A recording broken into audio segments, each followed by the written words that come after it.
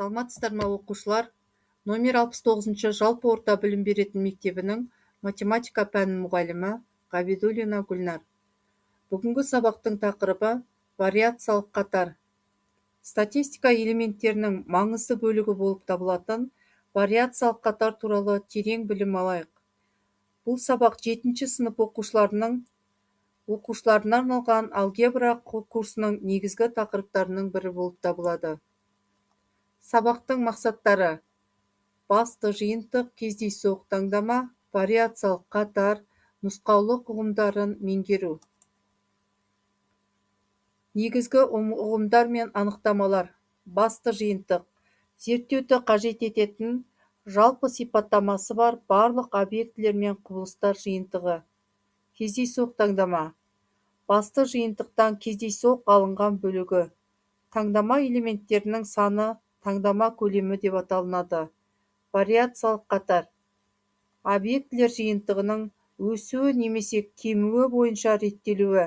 Әр мүшесі варианта деп аталынады. Ауытқу өзгерісі: таңдаманың ең үлкен және ең кіші мәндерінің айырымы. Мода: қатардағы ең көп қайталанатын сан. Шамалардың орташа мәнін сипаттайтын статистикалық сипаттама. Тақ санда ортадағы сан, жұп санда ортадағы екі санның арифметикалық ортасы. Орта мәні: берілген қатардағы сандардың қосындысының қосылғыштар санына бөлгенге шыққан бөлінді. Бекіту тапсырмалары. 28-де бірінші тапсырма. Берілген тізбектердің арасынан вариациялық қатарды атаңдар. 1, 2, 13, 15, 16, 21, 22, 24, 26.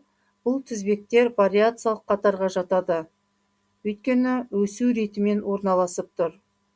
101, 102, 103, 105, 216, 221, 222, 224, 326, 334, 339. Бұл тізбектер де вариациялық қатарға жатады.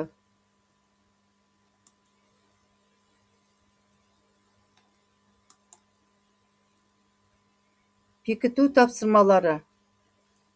28-де 3-ші тапсырма. Астана қаласында 9 қараша мен 19 қараша аралығында ауа температурасының қатары -2 градус, -6 градус, -2 градус, -3 градус, -13 градус, -14 градус, -10 градус, -5 градус, -3 градус, -7 градус болды. Осы қатар вариациялық қатар болады ма? Осы қатар вариациялық қатар бола алмайды, өйткені өсу ретімен орналасып тұрған жоқ. 28-де 4-ші тапсырма.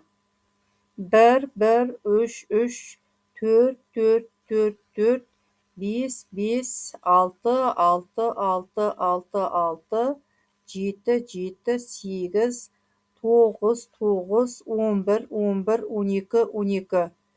Тізбегі вариациялық қатар бола ма? Ең көп және де ең аз қайталанатын вариантаны жазыңдар. Бұл қатар вариациялық қатар болады, өйткені өсу ретімен орналасып тұр. Ең көп қайталанатын вариантамыз бізде 6 саны. 6 саны 5 рет кездесіп тұр. Ең аз қайталанатын вариантамыз 8-ге тең. Сабақтың қорытындысы. Басты жиынтық, кездейсоқ таңдама, вариациялық қатар ұғымдарын бүгінгі сабақта меңгердік. Статистикалық сипаттамалар, мода, медиана, орта мәні, ауытқу өзгерісі туралы мәліметтер алдық.